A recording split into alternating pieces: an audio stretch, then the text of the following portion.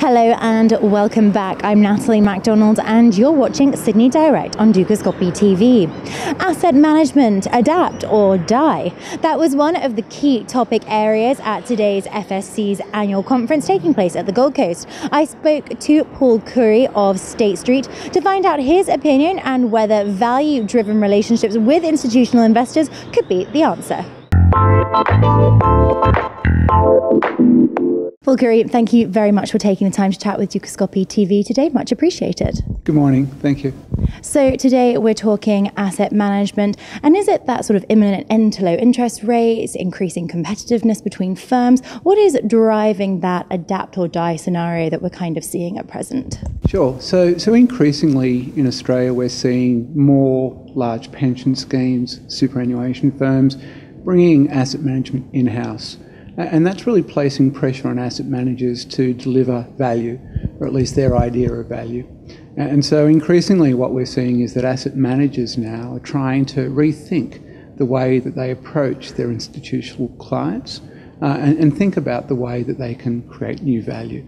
And that takes a number of forms. It might be in the form of increasing risk reporting, increasing transparency of process, but also now starting to think about tailoring solutions for their underlying clients. Now, earlier this year, the RBA did warn of increasing growth within the global asset management sector. How is this changing the way that Australian businesses conduct themselves? Sure. So most recently, as of yesterday, the RBA decided to keep rates on hold. So currently at 2%, and they've been historically low now for a period of time. There is some thought around how long that prolongs and whether that prevails for a number of months periods. We're not too sure. The likely scenario is it'll remain at a relatively low period for some time to come. So asset managers are starting to now think about the types of underlying asset classes that they need to move their investments into. Fixed income securities in particular are becoming much more prominent. So they're now looking for yield in a low yield environment, and that's a huge problem. So if we look at the macroeconomic environment, there is broadly low unemployment, low inflation, and it's a relatively good time. However, it means that returns on investment are going to be much lower. So asset managers are now looking to things like liquid alternatives. They're looking at multi-asset class solutions to really try to drive greater returns in a low return environment. Now, creating new value-driven relationships with institutional investors is certainly a key focus at the moment, but how do asset managers go about achieving this? So firstly, they're building new products. And those products are largely in the form of those multi-asset class solutions. Previously, they were typically single-class investments. Now it's looking to invest across a spectrum of assets. Increasingly, there's an allocation to alternatives.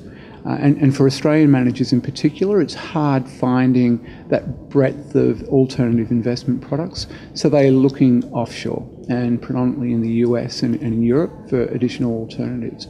They're moving away from what we would normally think of an alternative product into more liquid alternative strategies. Also increasingly, this idea of multi-asset class means that they can sort of broaden their horizon beyond domestic equities, domestic fixed income. So they're now looking at the broader asset classes around, be it international equities, international fixed income. We're seeing more property investment. We're seeing more infrastructure investment. So it really is a broader spectrum. So that's probably the first point. Second is that they're starting to become much more transparent.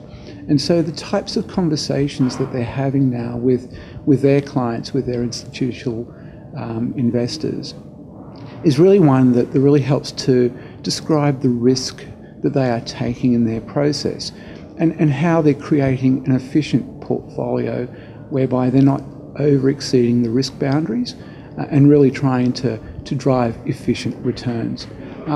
So it's certainly leading to a much more different conversation.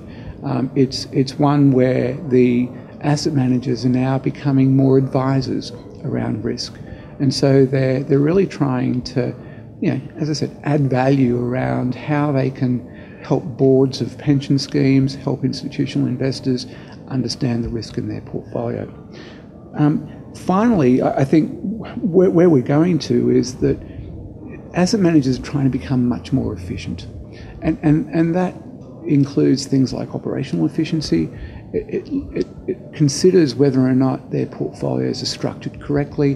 They're trying to drive cost out of their business. They're considering things like acquisitions to potentially broaden their either investment scope or potentially reach new markets. So there are a number of different activities that they're really starting to think about, which I think was quite different to what we had seen maybe 3, 4, 5 years ago. And how will all of this shape and change, therefore, the client experience? Yeah, so there's probably, change will occur in a number of ways. So firstly, I think that clients will become more demanding around creating more customised investment portfolios rather than simply being one of a herd of investors.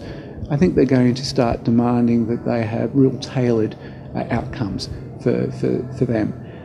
Secondly, I think customers are going to drive more of a distribution question for asset managers. So the idea of the different channels, the different medium of how they reach customers is starting to be considered by asset managers. And I think customers are going to drive that. They are much more tech savvy. They have both mobile and internet devices that allow them to really access investments quickly, and there's much more choice. So I think asset managers need to now adapt to that idea that customers may not be for life, that customers really are going to shop around, and so they need to keep reinventing value. It can't just be a one approach fits all. Paul, thank you so much for your time today. Much appreciated. Pleasure. Thanks. Many thanks there to Paul Khoury of State Street for his guidance there. I'll be back with plenty more exclusive interviews for you right here from the FSC's annual conference. For now though, it's goodbye.